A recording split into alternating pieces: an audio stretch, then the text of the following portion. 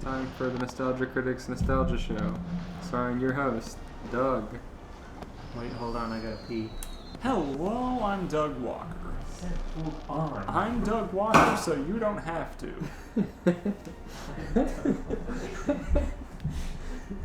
Today on Doug Walker's Doug Walker Show, we will be discussing Doug Walker.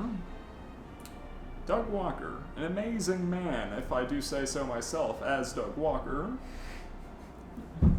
I watched his review of Toy Story 4. Oh. He said, now, I'm a bit of a cinephile, so... I'm a bit of a cinephile, so I don't get emotional when scenes happen in movies. So, some people may have liked this movie because it was emotional, but personally I didn't feel that way, and I can't understand why other people would feel that way. Now, I'm a pedophile, so when people see kids in a movie, they don't get a boner. But I can't help that I do when I see a movie. And that's why I'm giving this movie my Nostalgia Critic rating of Finish It. Those are some bad beams to cross. We're talking about the remnants of Normal Boots joining forces with Doug Walker. The only way that the Falling Apart Normal Boots and the Falling Apart Channel Awesome can survive is if they combine. They got Gerard in their fucking trade. They trade Rob for Gerard.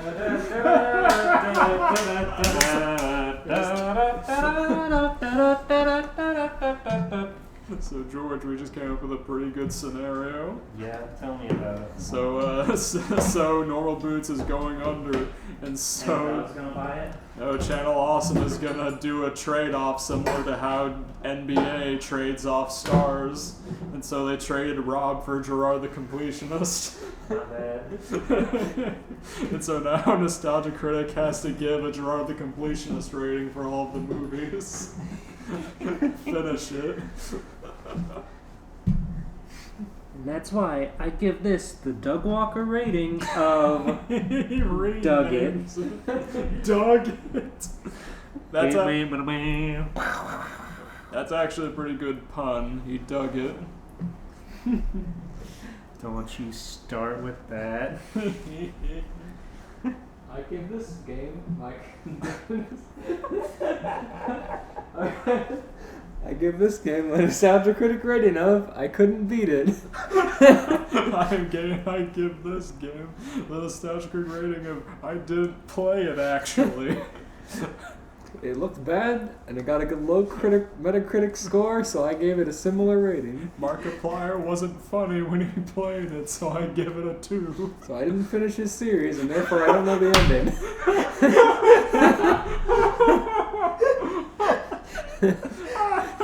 He just sits with a laptop on his lap and like a wife beater tank top watching Markiplier videos for his own content. That's how Channel Awesome's gonna stay afloat. He's gonna try and buy Markiplier. I mean, Normal Boots. Channel Normal Boots. Channel Normal Boots. He's looking like Al from Toy Story 2, covered in Cheetos, sleeping on a couch. They start paying him the Did You Know gaming, but he doesn't know anything.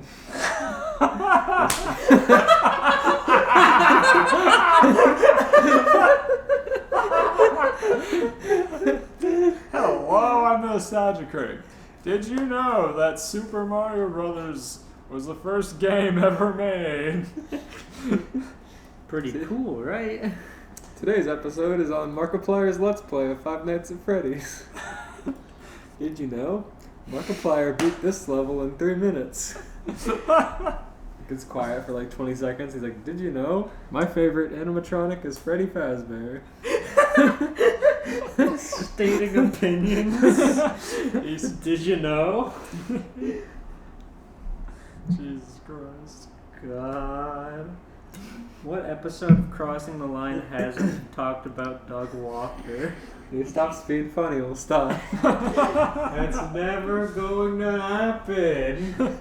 He's hilarious. He just got LASIK, and there's nothing that could be funnier in his own life. Exactly.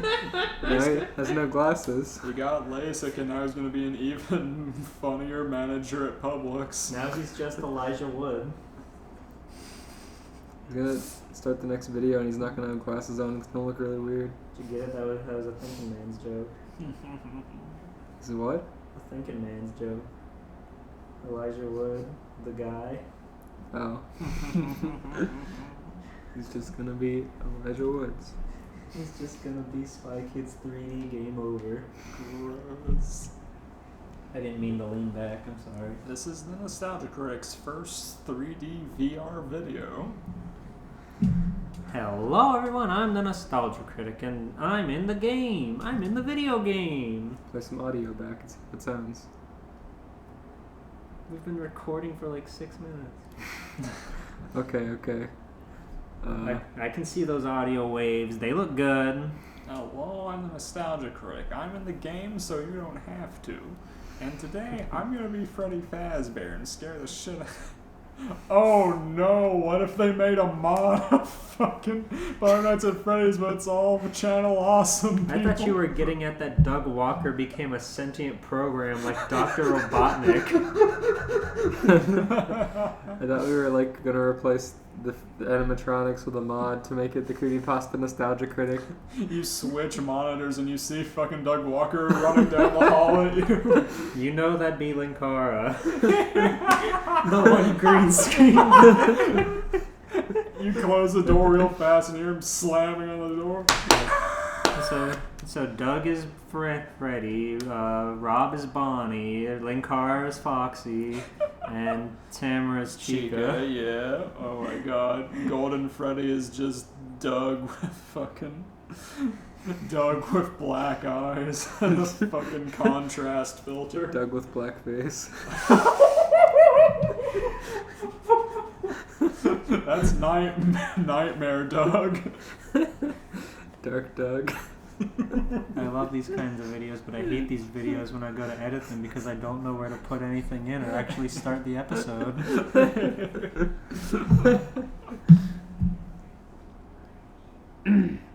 Today's episode is on 4th of July. Ooh. Everybody's favorite holiday. And also about 4th of July. Everybody's favorite holiday. Since there's no fanfiction specifically about 4th of July, well there probably is, but there's nothing specific subject-wise. We're writing our own, as we do on the holidays. Because we think it's very fun. Yeah. Indeed.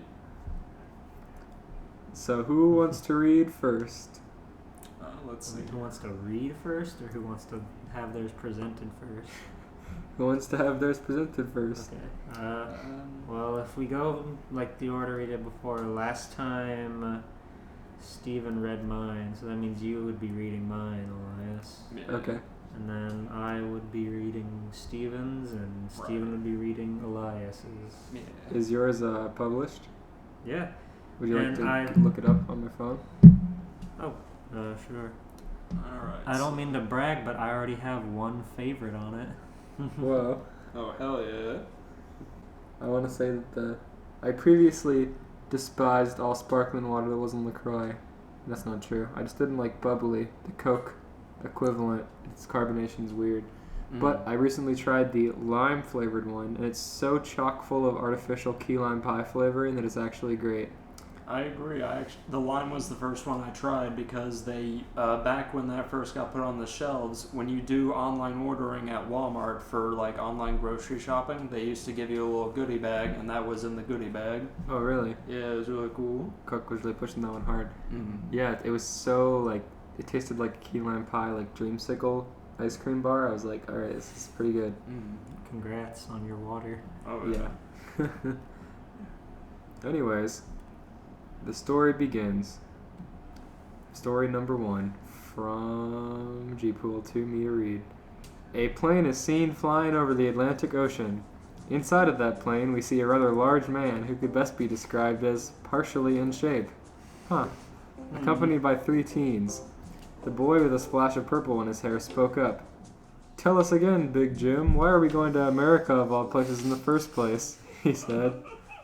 If you would listen to me in the first place, I wouldn't have to reiterate myself, Della Robbia, replied the large man. It's Della Robbia. Della Robbia, replied the large man. Do character voices, please. Okay. Well, I don't know who they are yet, so I'm just going to make them up. You students need to learn about what freedom means to other countries, and what better demonstration than the all-American holiday of Independence Day. Oh, fuck, I know who it is. That's not what he sounds like. It's kind of close. Jim puts in a pair of airheads to avoid any more questions from the teens. Did you mean AirPods? I did. Puts 2 airheads in his ears. Yeah, 2 candies. To avoid any more questions from the teens, he decided to take with him on this patriotic vacation he had been so heavily pining for. Is Jim from America? He could be. I don't think so. In the chairs behind these two, we see a young boy with short brown hair and an Asian girl in an all-black attire. The girl is trying to read a book, but is interrupted by the boy by her side. So, America. Sounds pretty cool, right? Land of the free and all. Land of the free and all. Yeah, it seems alright. I just hope nothing bad happens back at Caddick while we're away, she replies. Don't you worry, Yubi, the boy sitting in front of him said with a grin. You do this character voice for so many characters, and they just sound like they're on the verge of tears all the time. You're just fighting back, fucking crying. Jim said he... No, you can't do it. Jim said he actually had a friend from America come to keep watch over the place. Meanwhile, a very large man with blonde hair and a soul patch, a red flannel vest, and denim pants stands in the halls of the boys' dormitory at Caddick Academy. Steven's making a face. He takes a big whiff of the air in the halls. Ah, the schools of France have such a different feeling than the ones back home, eh, Jamie?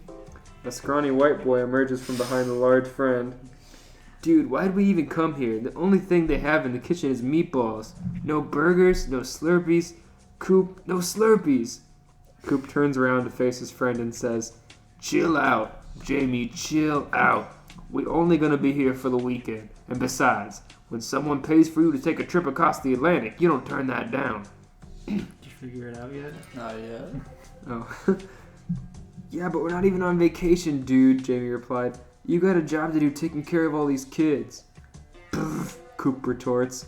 Kids practically take care of themselves. Here, check this out. Coop walks over and bangs on the closet's door to him.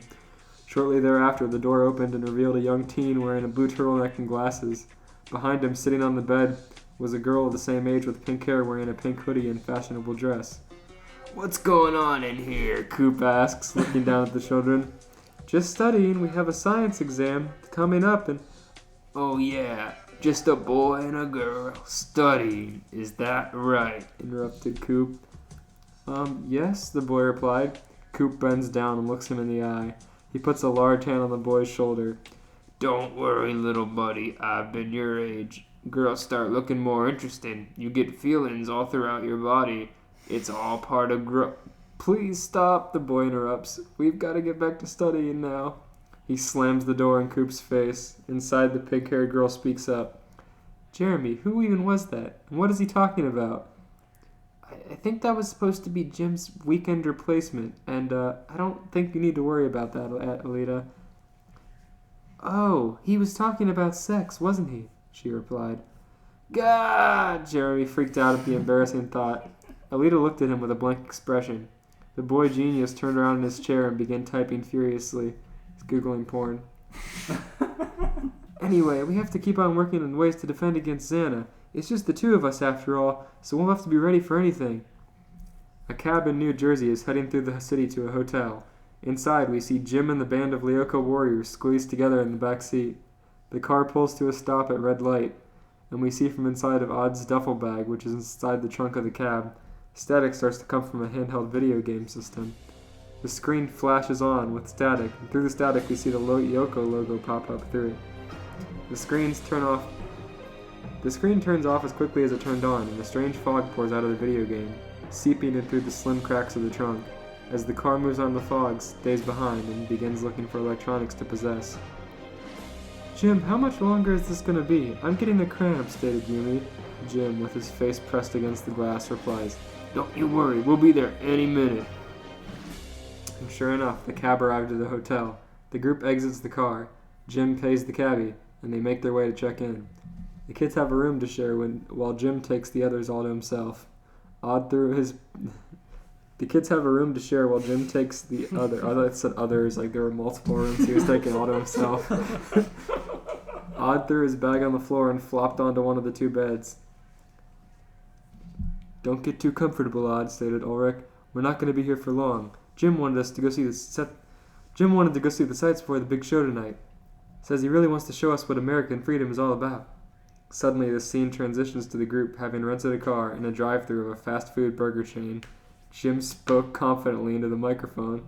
I'll have 2 number 9s, a number 9 large, a number 6 with extra dip, a number 7, 2 number 45s, 1 with cheese, and a large soda. The Caddick Academy lunchroom is filled with students.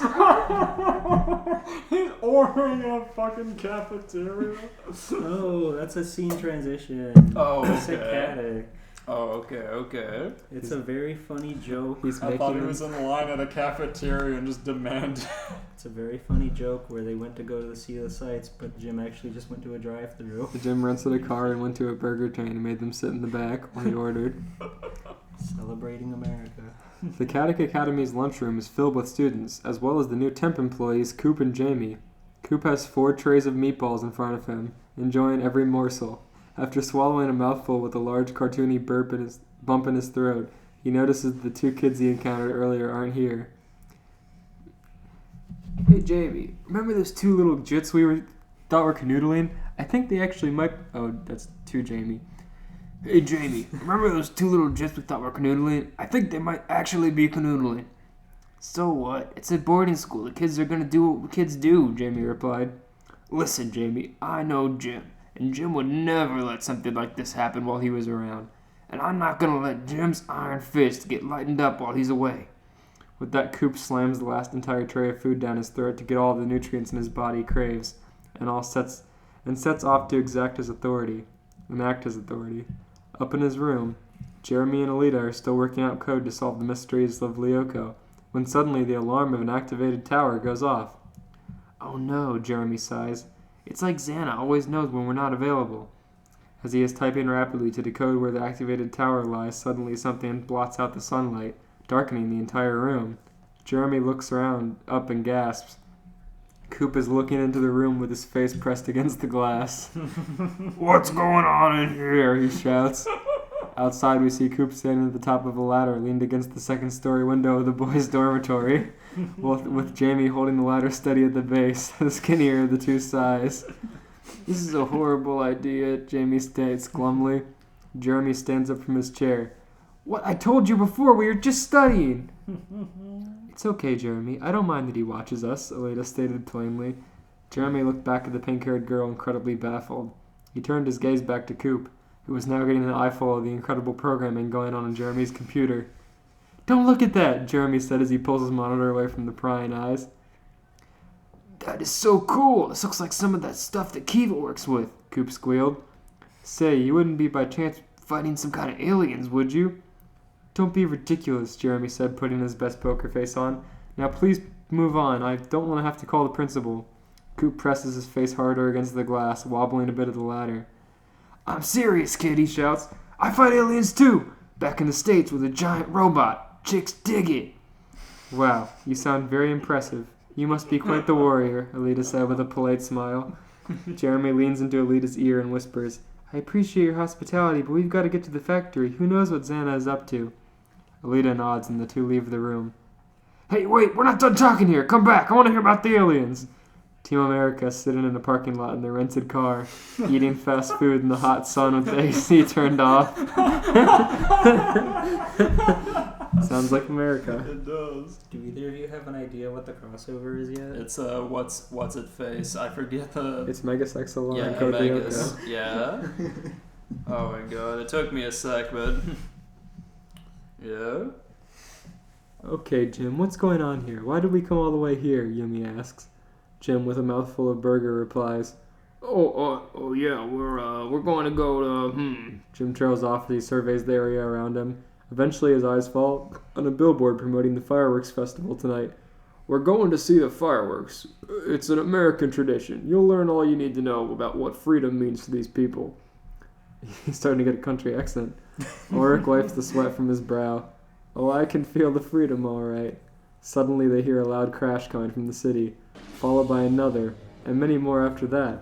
The group looks down to the street and their jaws collectively drop. A giant robot with a car for a head is wreaking havoc throughout the city. Oh no, Yumi shouts. Xana must have followed us here. Who would have guessed that America had such heavy artillery? Odd smirked. Now is not the time to praise the destruction, Odd, Ulrich retorted. The silhouette of an object comes flying from the direction of the robot, and as the group cowers in fear, the projectile miraculously lands right in Jim's arms, knocking him off his feet. As he regains himself, he realizes that he is holding a woman in some sort of skin-tight bodysuit with red hair. Jim brushes her face in an attempt to wake her.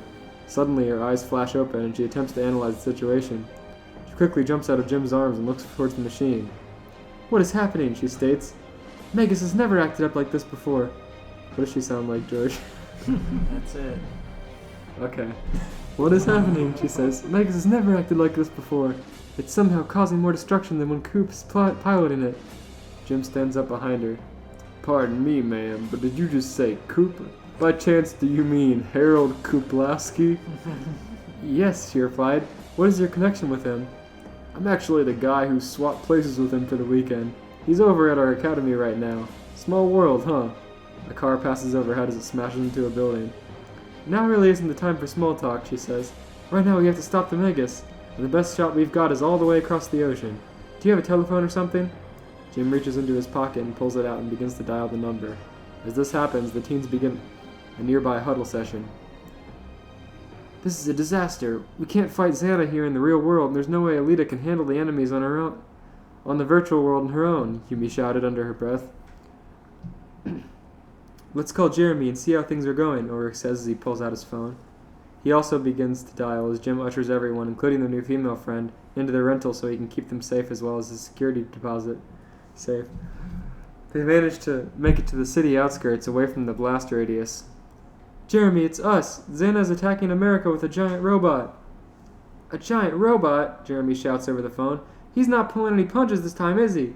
Jeremy is talking on the phone while he and the leader run up to the factory, all while being chased by Coop and Jamie, the former of the two on the phone with Kiva. What do you mean Magus is out of control? How does this kind of thing happen? I haven't even been away for an entire day. I'm not sure yet, Kiva replies. 1 second, Magus is powered off, waiting for your return. I thought it was Cuba for a minute. I was like, he's on the phone with fucking Castro or something. Coop is suddenly on the phone with Cuba, arguing about territory. Socialism doesn't work! God! Don't make me come down there, Cuba! And the next is moving on its own with no one inside the cockpit. I'm trying to formulate a counterattack to get it under control. From the back seat, Odd speaks up.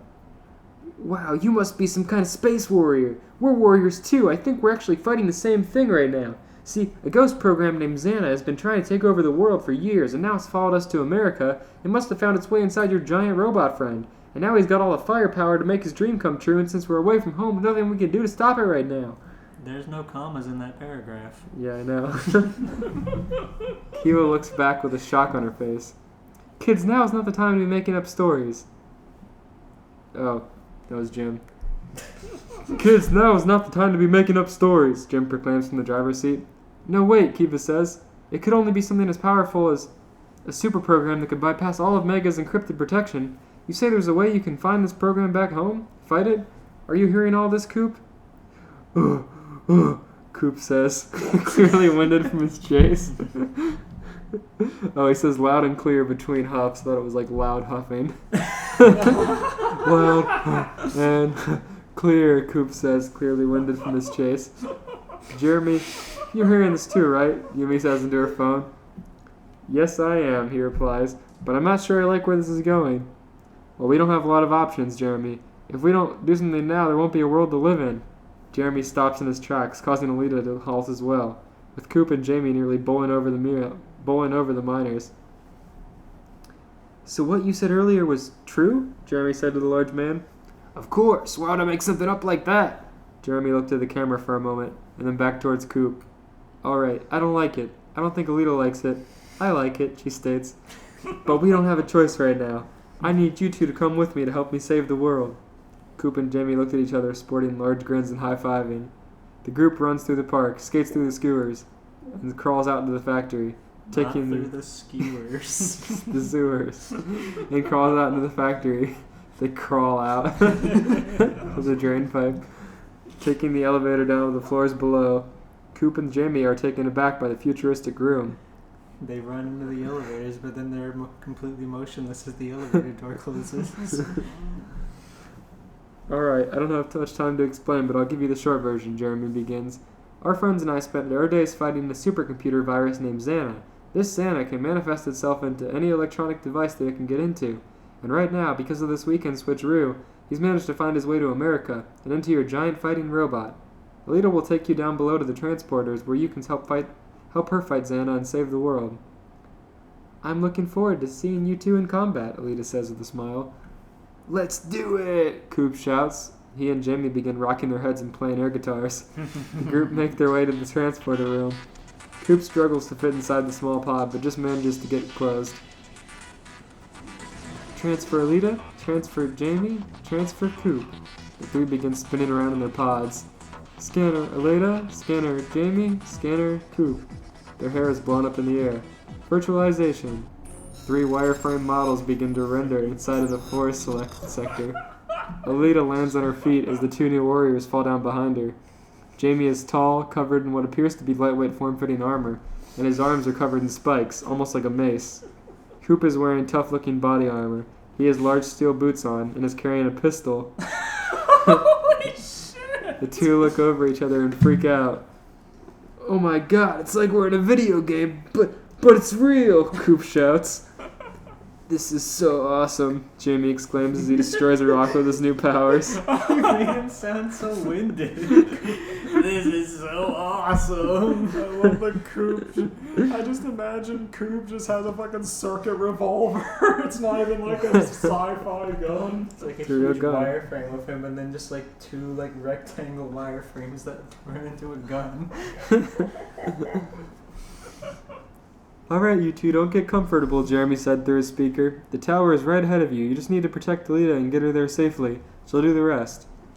Got it, bro. This'll be Z, Coop states. The three begin running towards the giant tower, but are stopped by... I don't think that's what I wrote. This will be Z. Yes. Oh no, it must have deleted the E. That sounds like something It'll be you'd Z. say. It'll be Z. It'll be Z. Busy. I'm busy. I'm busy. I'm busy using my new gun. You drink something, I can't talk anymore. The three begin running towards the giant tower, but are stopped by Alita as she signals for them to take cover. Up ahead, guarding the tower, is a megatank and 2 blocks. We need to get rid of those guys if we want to get past them, Alita said. As she turns around, she sees no sign of her new allies. She hears war cries as the two go running into the face of the enemies. Jamie is immediately blasted by a shot from one of the blocks, losing 40 life points. Coop helps his buddy up and begins to spin with him. Ready for the roundup, best friend? He asks. Let's do it, Jamie slyly replies. With that, Coop launches his friend forward, getting him in range to smash the block that attacked him to pieces. Quickly, he moves out of the way to avoid being attacked by the other enemies. Coop runs in, guns blazing. He easily dispatches the second block, leaving only the megatank who is charging up its blast. Coop narrowly avoids the beam as it strikes in a straight line away from its origin. As he opens fire, the megatank hides its weak points inside of itself and rolls away. It begins to charge another attack, this time aiming to Alita. Just as it fires, Jamie jumps in front of the blast, sacrificing himself. He is deleted and disappears in front of Coop's eyes. Alright, you stupid magic 8-ball. You've done it now! Coop jumps in like Max Payne, blasting away, landing a fatal blow on the megatank. With that, Alita runs full speed into the tower. Back in New Jersey, we see Megas destroying everything in sight, sending missiles towards Kiva and her new companions. In Lyoko, sending missiles towards Cuba and her new companions. Other countries. Consecutively. In Lyoko, Alita lands on the platform and begins to send in the access code. Code 0. Once the tower is deactivated, Megas immediately stops in its tracks. Jeremy is typing incredibly fast. Return to the past now!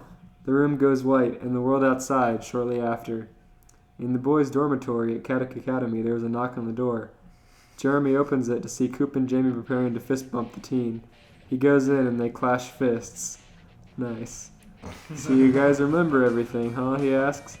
Yeah, but, Coop begins, your secret's safe with us. Being in a video game was cool and all, but I'll stick to kicking butt with my giant robot. Jeremy and Alita both smile.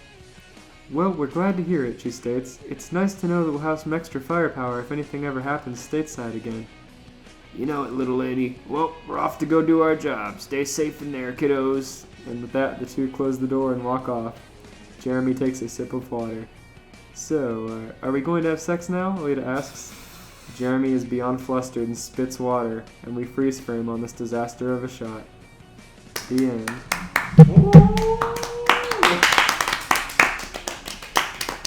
Hell yeah. I give that 3 Cuban Missile Crises out of 3. That's pretty patriotic of you. Oh, thank you. I like how, this isn't, well, I don't know how to word this as a rating, but I like to think that Coop with a gun is just as powerful as him in real life. It's just as powerful as the Megas. Or potentially less powerful. He's like, cool, now I'm in a video game. Now I have a gun. I like how he hesitates before he says gun. Now I have a gun. I like Jamie's flail arms. It's cool. Spike arms. Yeah. Even though he died. As soon as he died, I thought he died in real life. I was like, okay. Coop seems less upset than I'd expect from his friend dying. For real. They don't die for real. If you die in your Lyoko, you die in real life. That's only if you fall in the digital sea. Really? Only if you fall like in the pit? Yes. Yeah. Because your code is washed away. That's so scary. If you're defeated.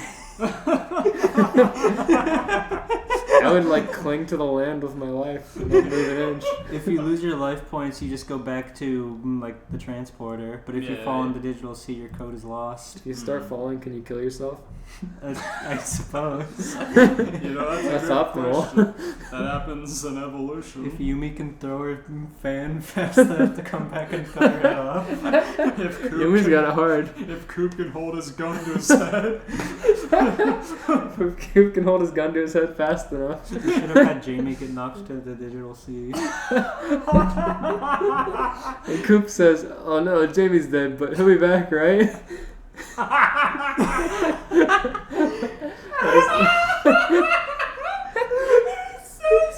So nonchalantly.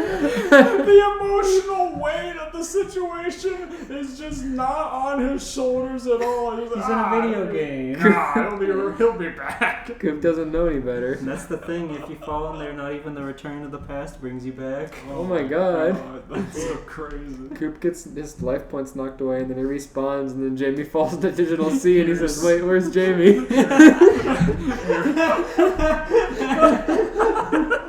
He's coming back, right? He respawns over the digital sea.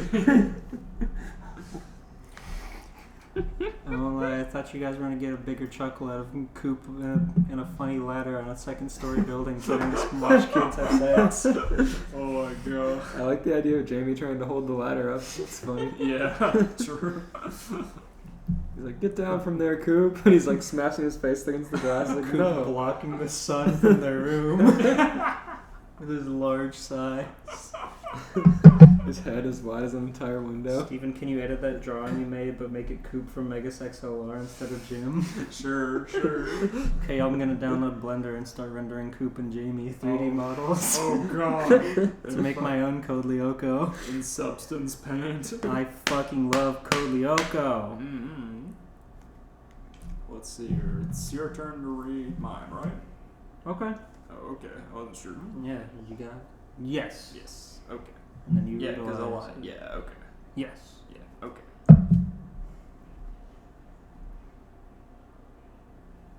Okay.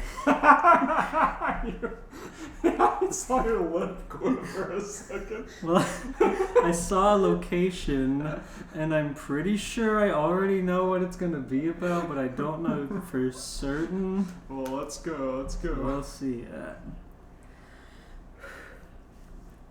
Chapter 1, The Arrival. It was a quiet evening in San Jose, California Island. Sanji and Craig were on Sanji? Who's Craig? You don't know Sanji and Craig? No, it's Sanji, not Sanjay. Oh, I really hope it's not both. I swear to God. It's California, San Jose Island.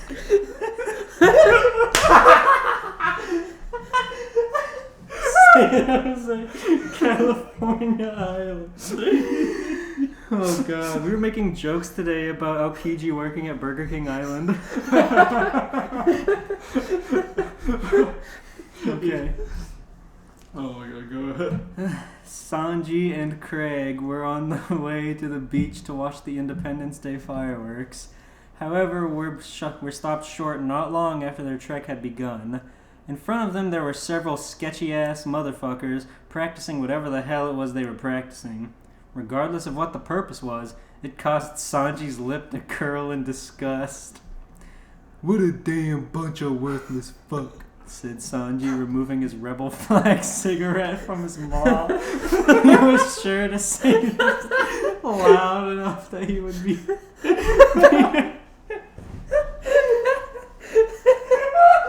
Is this a racial tirade? No! Better not be. It's not a racial... I just understood why! No, it's not, but I can see the context why you would think that. His ma. I just walked up on some brothers playing basketball. No! That's not what it's... Oh.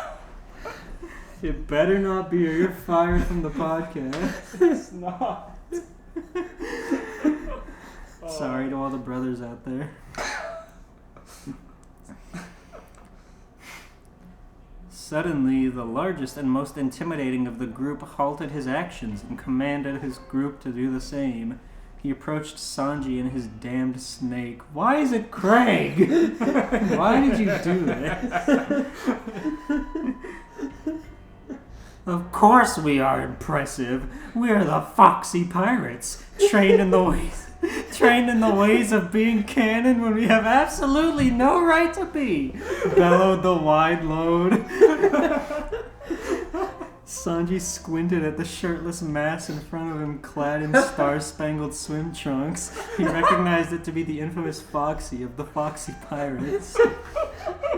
Yeah? Good for you, Foxy. Craig slapped the ground with his snake-ass tail to simulate a patronizing clap. Foxy shot an aggravated sneer at them, his beady eyes piercing over his zucchini nose. He threw his hands down into feet. You know what? I'm over this shit. I don't care anymore that the chef can't get my brilliant name right. Oh yeah, Flaccid Dixie, shot Sanji, blowing smoke in his direction. Foxy grimaced angrily, staring down Sanji and his irrelevant Nickelodeon snake. Craig laughed at Sanji's bad joke. Sanji took offense to the snake, as was the norm, and held his hand up as if to threaten to backslap his ass. Craig hid under his tail submissively. Let's go to the beach, you damn worm, and leave Fuckosaurus and his friends to skis as they please. Sanji told the cancelled reptile. Follow him on the floor in like every direction you can. I just imagining this child cartoon Sanji. Oh my god. I heard that. We are much better at athletes than you, shouted Foxy, digging for reasons to fuck with strangers today. Sanji flicked a cigarette butt into Foxy's face. You best be shutting the fuck up, you damned eggplant, before I roll you around in the fine olive oil and mash you into a mass of greasy dark meat and grill you up like a big skeezing hamburger. Foxy lost his stack and jumped up and down. The one in his pants flopping in the waistband of his trunks. The Bud Lights he had in his pockets for the fireworks show falling out and busting open. We gotta be slower, oh my god.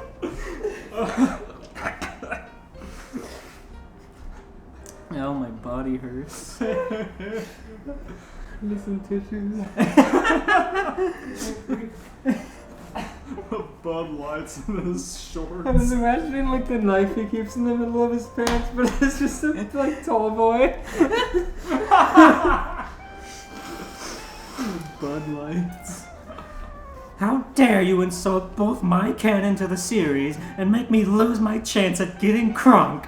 I challenge you to a duel.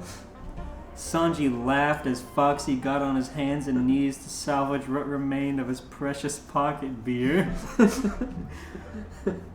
What are you gonna do? Jack off in a super soaker and shoot me with it? Like you did those mutts at the Dog Pound Island? Jeered Sanji.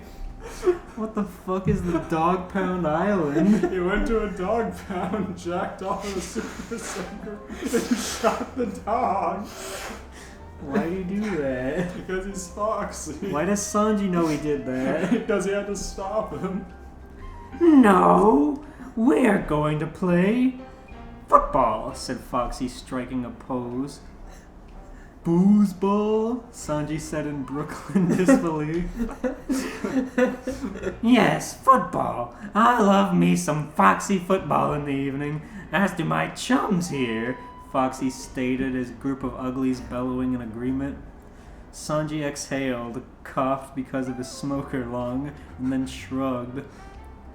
Okay, you damned box of yakisoba drenched in the juice of a freshly squeezed egg, but I gotta find more teammates.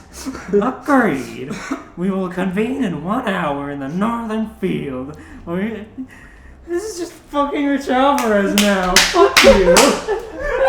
This is just the stupid Mario football. I knew it would come to this as soon as you said football. I was waiting for you to get it. Oh my god. Sanji grimaced and pulled another pack of cigs out from his bandito bullet sash he had of them. Like hell, you damned unclean squash. And so the two agreed and set out to prepare for the duel. Chapter 2, The Game. Sanji arrived at the northern forest, slouching as he walked in disappointment. Wow, I can't believe I couldn't find any teammates and also stepped on Craig and killed him, said Sanji, killing a joke that failed to live up to expectations. Soon, Foxy arrived, accompanied by his other four teammates he had chosen. Where in the name of Foxy are your teammates, you cocky cooking cretin? Yelled Foxy, not realizing how loud he was talking just because that's just who he is.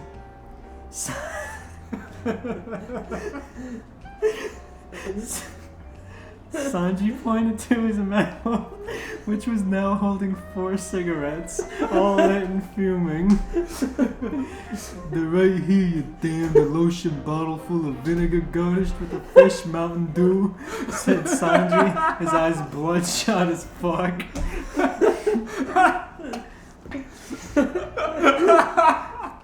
I love his cooking. Oh my god. Foxy took notice of this and found a peculiar smell tinted the air around him. He took a honking snort with with his hose nose. Is that grass I smell? As in Mary Jane? As in hemp, hash, weed, Acapulco gold? That Panama red? That loco weed? That doobie? Said Foxy, taking the moral high ground he didn't know. He knew he didn't have. I ain't got teammates to beat you in foosball, but I bet I can roast your ass like a 50 G's I did before coming here. Slurred Sanji. Foxy grimaced, being reminded that due to earlier events he is forced to be the only sober person around. Fine, change of plans. We, the Foxy Pirates, challenge you to a roast-off. Sanji nodded, eating of his cigs and laughing about it. Now, let's have a coin toss to determine who goes first. Foxy held out a coin he had drawn on with a Sharpie to make it appear as though his face was on one side, but it was a coin, so it just looked like a quarter with markers smeared on it. Heads or tails? Foxy asked. Fuck you, said Sanji. Heads, shouted Foxy as he threw the coin in the air and stretched out his waistband, catching it in his pants. Foxy grabbed the sides of his waistband and jostled them back and forth in a dance-like motion. Ooh, ah, dancing Foxy pants. Ooh, ah. He pulled the crotch coin out and looked. It was tails. Curses! Fine, cook. You go first. Sanji chuckled to himself and cleared his throat, letting his cigs slowly fall into the ground without making any attempt to catch them. Sanji started. Take a deep breath. And take your time, oh my god. You damned monologuist goo of a fucking captain. Fucking teardrop silhouette ass motherfucker. Fucking silverback in the face. Waluigi ass motherfucker. You look like a ratchet wacky racer. You fucking curl toe bullfrog ass bitch. You swine. You sleazy fucking sea carny. You look like a bowling pin someone turned into a Halloween decoration. You cheesing ass slipknot alumni ass motherfucker. Those abs aren't even real. You painted that shit on thinking, oh, I'm gonna get some of that Porsche puss tonight. But that bitch friend zoned you one episode in, you fucking lonely ass bastard. Fucking curled ass shoes. I bet they point straight up because they're praying to God. They don't have to haul around you fast food mascot ass anymore. You chunky piece of shit. Going around looking like a welfare kind of Chacula. Why is your nose so damn long? Oh, I see you go around wagging that thing at Porsche going, oh fuck is this big? But she sees right through your fuck-headed ass and fucks right off cause she's scared of your Pennywise ass. Going around peacocking your dick nose around like you know what you're doing, you bitch ass. Why is there wood in your damn pants, you fucking sex offender? You snake bastard. Fucking boxing and shit like you know how to fight. King Hippo ass. Ooh! Watch out. Here comes a big King Kong bunny in clown shoes. You're gonna die alone, you ice sauce of these bitch. Foxy is really bad at taking insults. I hope this doesn't go too bad. Foxy stood there. Oh. A wide smile on his face. Before long, a single tear rolled down his false smile. His lips trembled a bit before he turned around and began to walk off. Let's go, guys, said Foxy somberly. The group followed, comforting their hurt captain. Sanji placed another 15 cigarettes in his mouth as a celebration. Just then, the fireworks began. Sanji looked up at the fireworks and held his hand over his heart. I truly am the baddest bastard in all the land. The end. Holy shit. That was a fucking trip.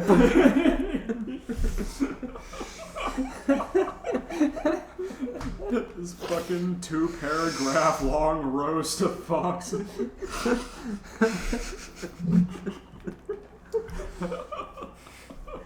Was Craig there just so you could have some sort of crossover? Yeah. Sanji and Craig. Ugh, that made me sick to my stomach. It's okay, he stepped on him and killed him. Do you regret showing Steven One Piece in the Foxy crew now?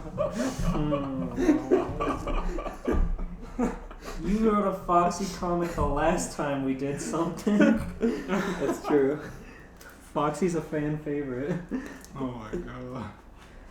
I rate that one Foxy scrambling on the ground in the cold sweat trying to reclaim his bursting Bud Lights. I rate that a welfare wacky racers character. Oh, jeez. Out of 10. Steven, let me open my story in your fanfiction app. Oh, okay, bud. Oh, you uploaded it. Yep. I hope you get a fave like me. We'll see. Fucking Sanji couldn't find any teammates, killed the one he had, and showed up high as fuck. I was really afraid you were going to use that to have as an excuse to have 4 god-awful characters show up. That was the plan, but then I ran out of time. So that's okay, you retconned it. Yeah.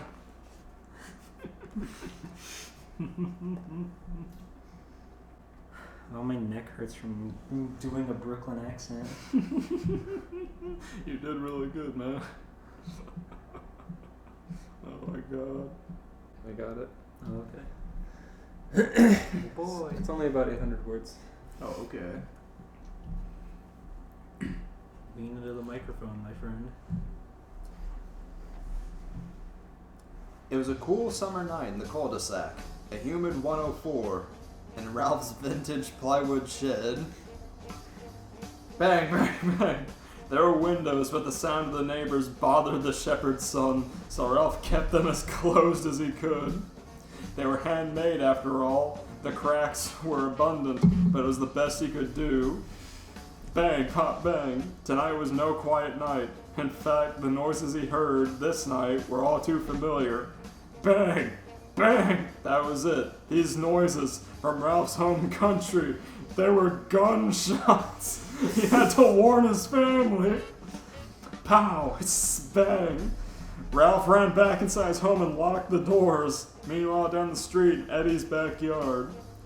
You see, Double D, if we empty out all these firecrackers, internal gunpowder, into a flower pot, then cover it back up with duct tape, leaving a small string fuse, we can make what my brother called a dirty bomb. Why would you want to do that? Oh, come on, Eddie. We're supposed to make legal fireworks. Ed is going to get in so much trouble from Sarah if we dirty bomb the cul-de-sac. I love the 4th of July.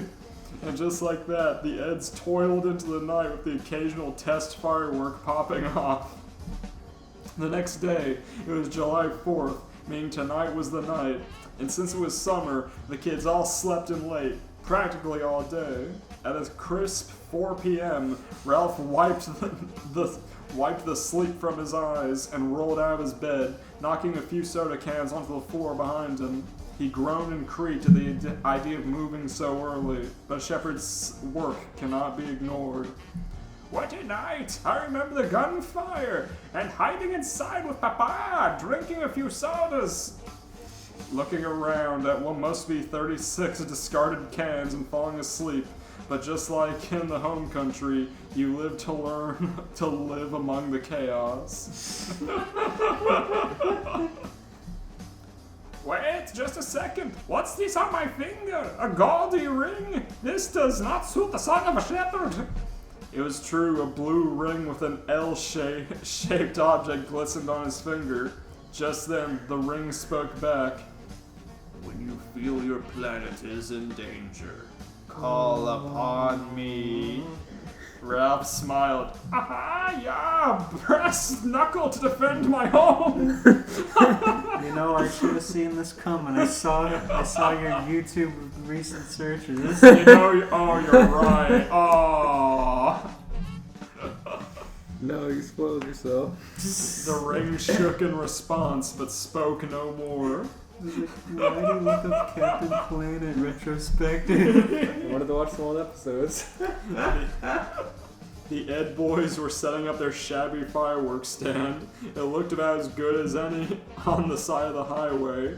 Big cheap tarp and cardboard boxes in a square around the vendors. Eddie stood on his soapbox. Come on, to the greatest fireworks stand of the summer. Kevin rolled up on his bike and jeered. Need a light, Eddie? Just then, Kevin flicked a lit cigarette onto Eddie's soapbox, which was full of his homemade dirty bombs. The box exploded, launching Eddie into the air and out of sight. Double D and Ed just watched him in disbelief. The big explosion hit Ralph like a ton of bricks. Oh my! Kevin is a terrorist! His eyes went bloodshot. It was time. Okay, Ring, my planet is in danger. He raised his fist. The ground below Ralph shook, and a blue arm with a red glove emerged, pulling the rest of the body with it. Suddenly, with a bright glow, standing in front of Ralph was a buff blue man with green hair and a red Speedo. He spoke in the voice Ralph heard from the ring that morning. Captain Planet. Hello, Ralph. What is your danger? People are shooting guns outside, Captain.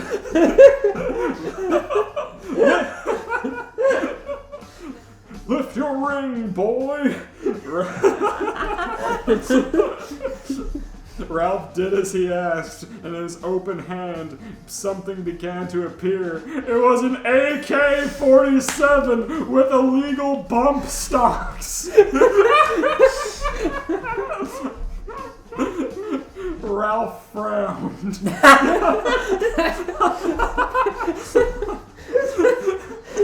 The captain nodded in approval. He said, the only way to fight fire is with more fire, Ralph. Get out there and fight for your land. Ralph began to object, but Captain Planet put a gloved finger to his lips.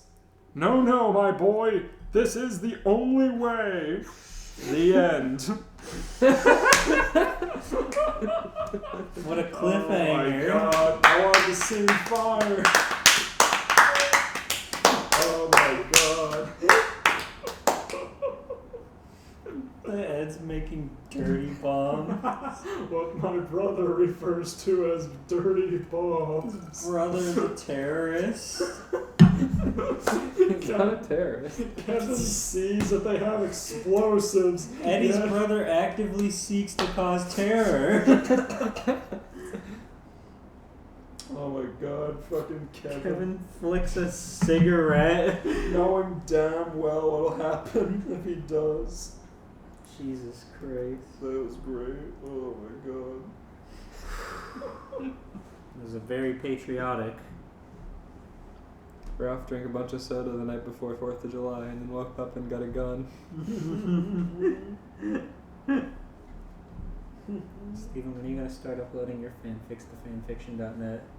Eventually. Soon enough, I'm sure. I keep mine tight on there, yo. You can give them to your Patreons.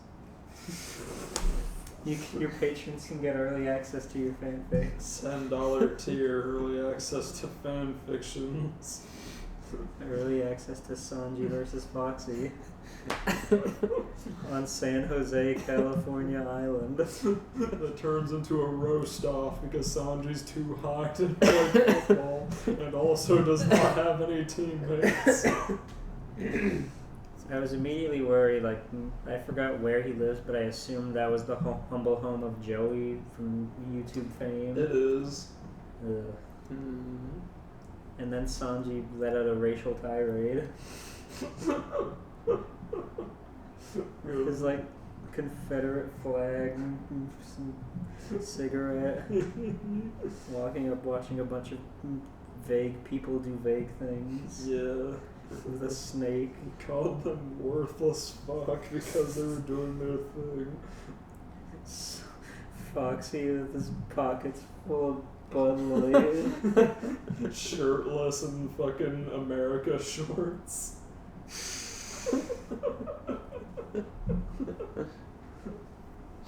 Well, the idea of his, like, he doesn't have, like, pockets. He has just, like, space in his trousers where he sticks things and they're full of Bud Lights. And then he did the Foxy Pants dance with the coin.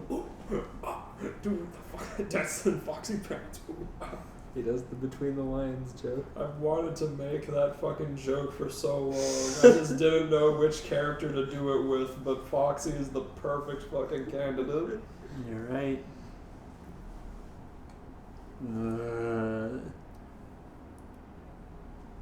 Well, I guess that's it. It's time to go light our fireworks and cook on the grill. Yeah. Have a great 4th of July, everyone. Stay safe. Happy 4th of July. Don't light any dirty bombs. Sparklers burn at around 3,000 degrees, and the average temperature for ignition is 760 degrees. So be careful, children. Try to smoke a sparkler. I heard that on the radio today. Oh shit. It sounds like a lie. No, someone who like works from the actual fire department said it. Well, you know, if you cut the sides of firecrackers with scissors, you can actually pour out all the gunpowder. Really? And then you can like pour them into a cup and light it with a match. It'll explode. But it shit. also makes You can really cut hot the heat. gunpowder out and pour it into a gun. Oh shit, we can finally I make don't think a that's how that works. We can make our own dirty bomb. Steven, how come you're the only one that didn't have a gun in your story? This is 4th of July. Yeah, come on.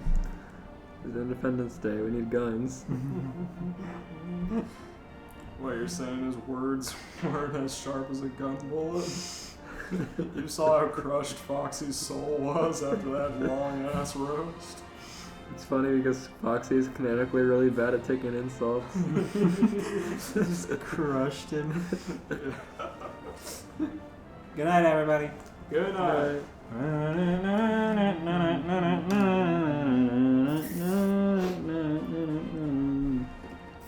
You know, we didn't make a single Trump joke. Good. Good. He doesn't need the attention. But he's funny.